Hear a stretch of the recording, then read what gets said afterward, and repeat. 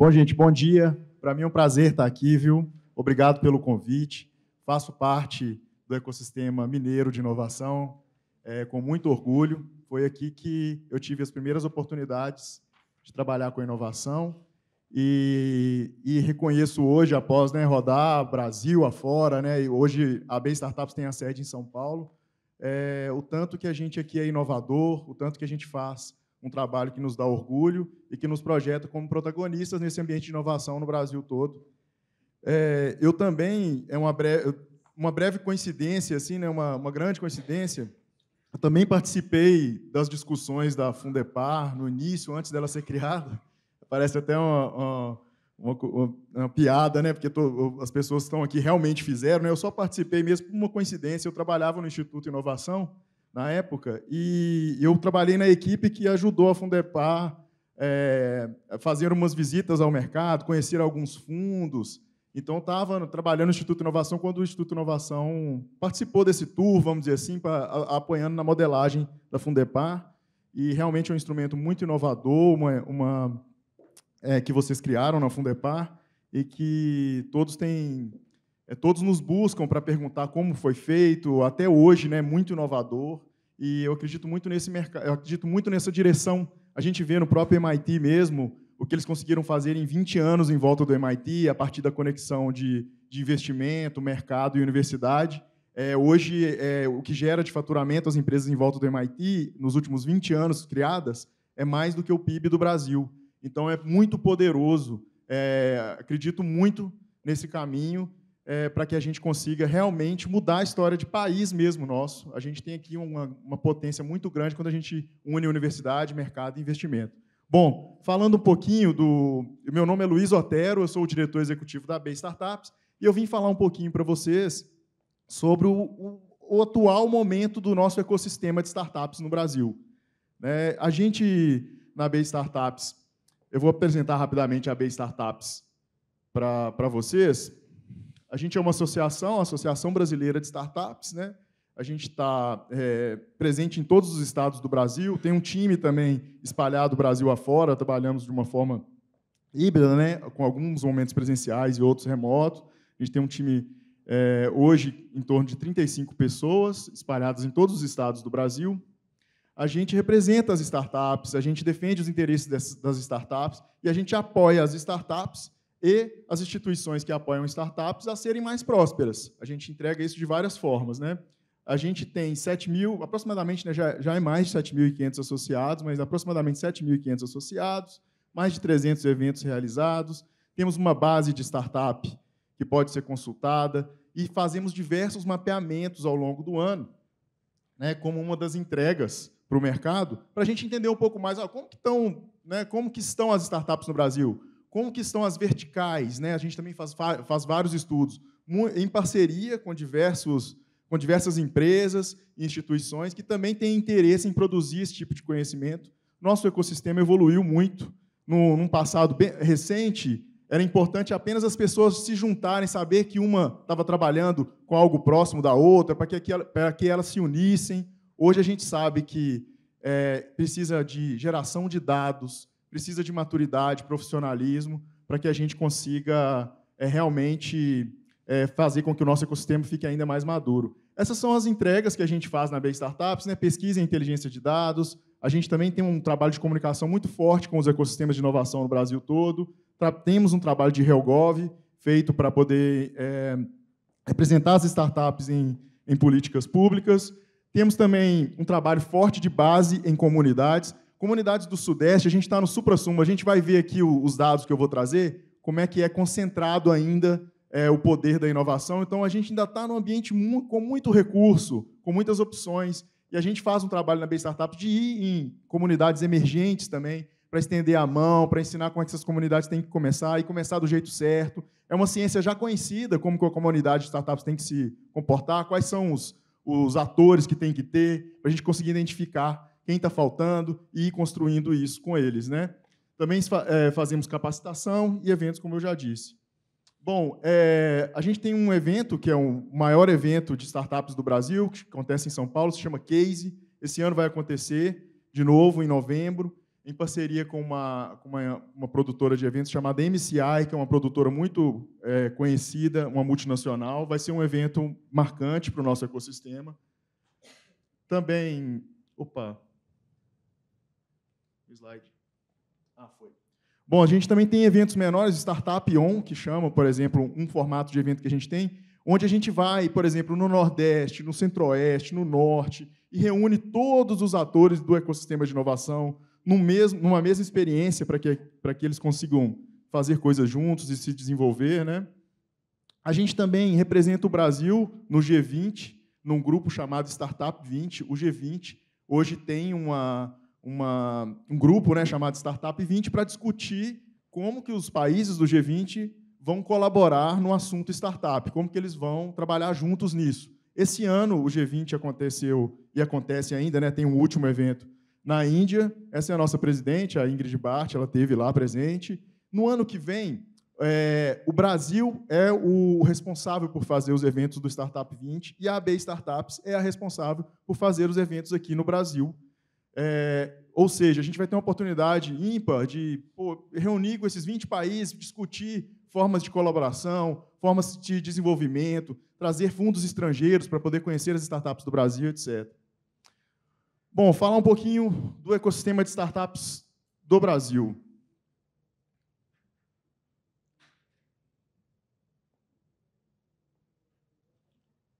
Bom, antes de falar do ecossistema de startups do Brasil, eu queria lembrar para a gente o conceito do que é ecossistema, né? Ecossistema é o nome dado a um conjunto de comunidades que vivem em um determinado local, interagem entre si e com o meio ambiente, constituindo um sistema estável, equilibrado e autossuficiente. Quando a gente está falando de ecossistema, então, a gente está tentando construir isso aí. É tão difícil pensar em inovação e pensar em algo estável, né, equilibrado, autossuficiente, mas esse é o caminho. Quando a gente fala de ecossistema, a gente está tentando chegar nesse ponto. Isso é ecossistema, né? Os ecossistemas, eles podem acontecer, é um conceito que a gente desenvolveu observando a natureza, os ecossistemas mesmo naturais. Poxa, eu estou com um probleminha no passador. Mas os ecossistemas também podem ser desenvolvidos de uma maneira artificial. Então, a gente pode observar o ecossistema de uma forma natural, ver os elementos que fazem com que ele seja estável, né, autossuficiente, e a gente pode também, de uma forma artificial, observar um ecossistema que falta algum ator ou algum elemento para que ele se torne estável, autossuficiente, e construir isso de uma maneira artificial, né? Quando a gente entra num ecossistema que está em desenvolvimento, provavelmente um dos elos dessa cadeia vai estar mais fraco e a gente precisa incentivar, a gente precisa cuidar para que aquilo seja um ecossistema estável. Na AB Startups, a gente cuida, a gente cuida bastante desses elos entre esses atores do ecossistema e fortalece eles a partir das nossas atividades, porque a gente acredita que, assim, vai ter um ecossistema estável, autossuficiente e próspero.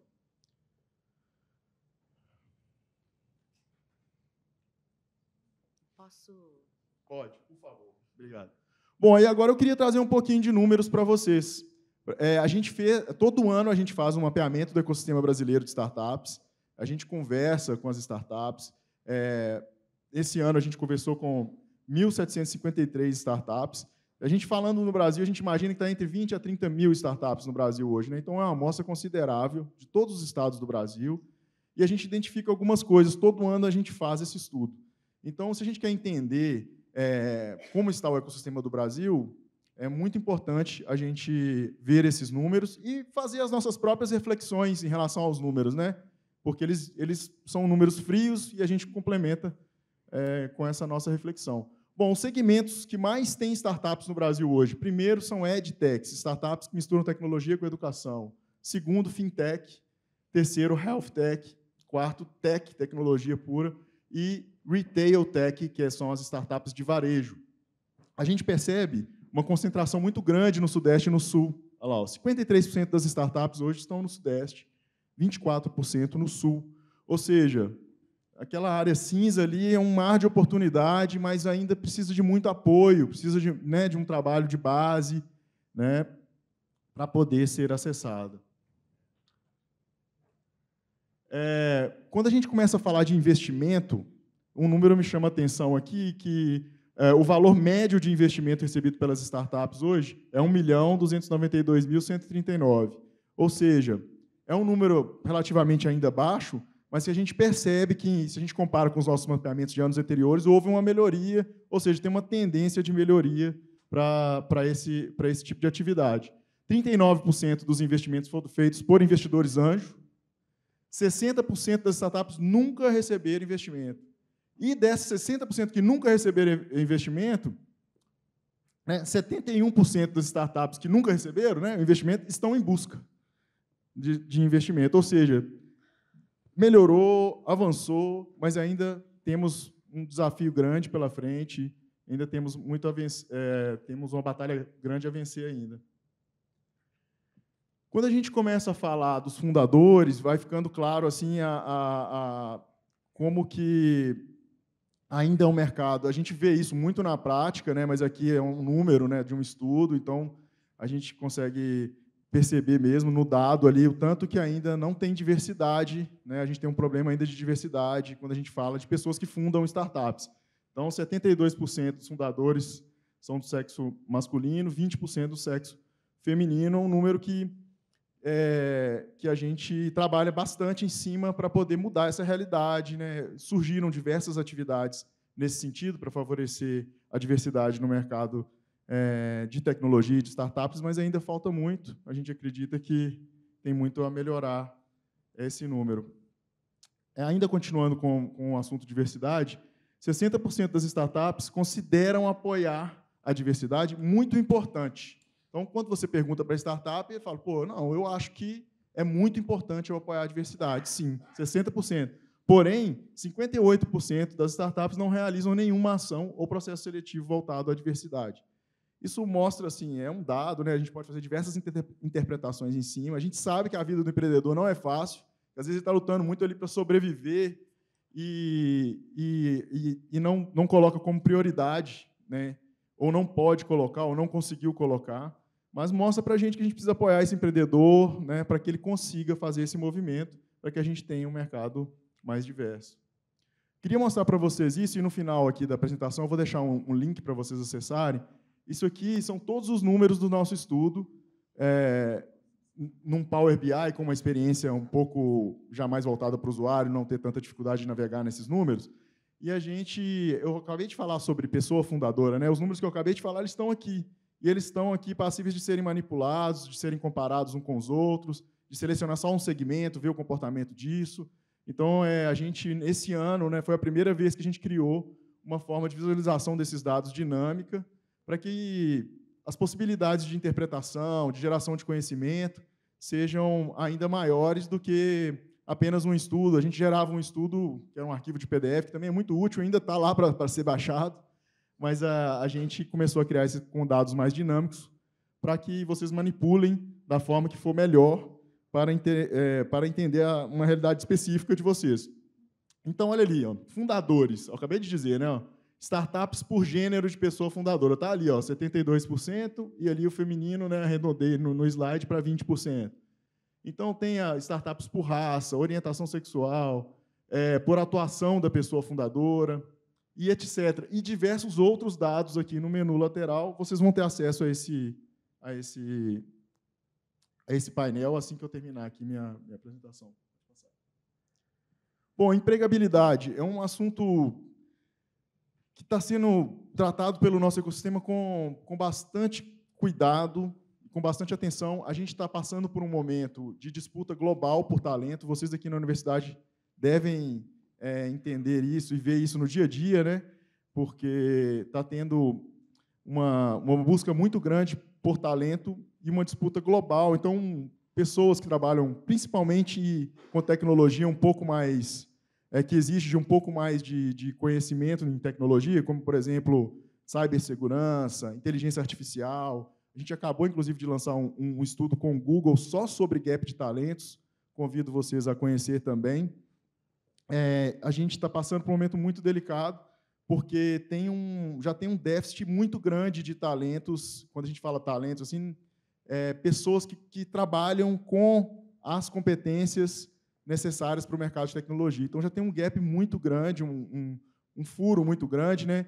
E vai ficando cada vez maior e vai tendo também essa disputa global pelo talento, e isso é preocupante. Temos que nos movimentar enquanto país, enquanto um país que quer ser protagonista nesse tema, né? A gente precisa ter uma estratégia para isso. E, bom, 50% das startups abriram processos seletivos no último ano e 42% das startups não contrataram por não conseguir encontrar pessoas com aquela competência que eles precisavam.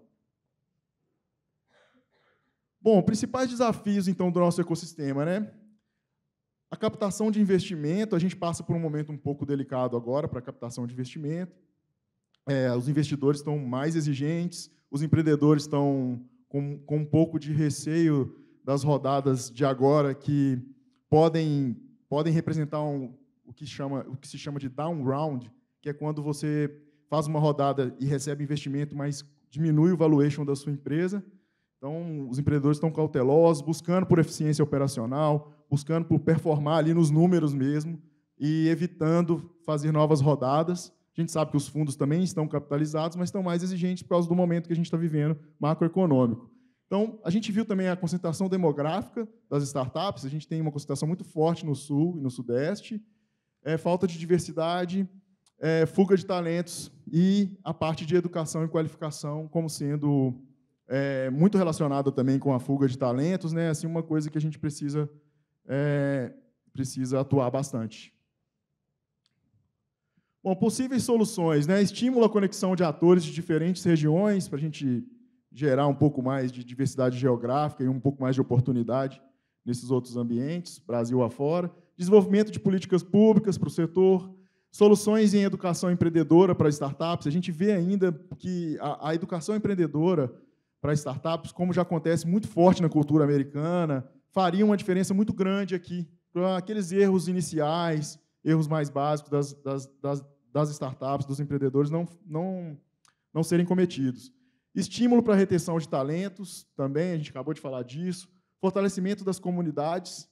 Então, a gente precisa muito também de educar as comunidades para que elas consigam construir aqueles tais ecossistemas ali autossuficientes, prósperos, para que a gente consiga ter um ambiente fértil de startups. E também educação e apoio para implementações de ESG, para que a gente veja isso presente nas startups também. A gente sabe que é uma forte tendência, uma realidade, na verdade, né? Isso sendo observado já a partir de fundos de investimento, estão olhando para isso, tem indicadores muito direcionados a isso. Quem está com isso feito sai na frente, né? E se tiver, né, na cultura de uma forma verdadeira, muito importante. Bom, o que esperar de 2023? Falei já um pouco, essa busca por eficiência operacional, né, do caixa, os empreendedores estão buscando isso. Existiu um momento assim que o nosso ecossistema ele deu um boom de investimento em 2021. Então, estratégias de escalar uma startup, por exemplo, como o Blitzscaling, que é uma estratégia em que você meio que vai dominando o mercado, comprando cliente, vai crescendo de uma forma acelerada. Essas estratégias ficaram mais em evidência em 2021 e depois elas foram perdendo um pouco de força. Agora, o empreendedor brasileiro mesmo que já sabe que tem que fazer a última linha dar lucro, esse aí é que está sendo valorizado no mercado e esse é o momento que a gente está vivendo. Investidores bem mais exigentes, oportunidades escondidas no ambiente em dificuldade. Isso é interessante falar porque quando acontece um ambiente assim, onde tem muita dificuldade, também surgem grandes oportunidades, e a gente conhece, historicamente, que startups que depois têm muito sucesso surgem em ambientes assim, ambientes que exigem mais, são mais desafiadores, e ESG é uma necessidade, como eu já disse aqui no slide anterior. Bom, eu convido vocês a conhecer o nosso estudo a fundo, tem todas aquelas palavrinhas do menu lateral para vocês saberem sobre investimento, saberem sobre a região geográfica de qual setor tem mais startup, fazer combinação entre esses dados, e são dados que foram lançados no final do ano passado, então são dados recentes, enfim, está aí o QR Code para vocês entrarem e conhecer.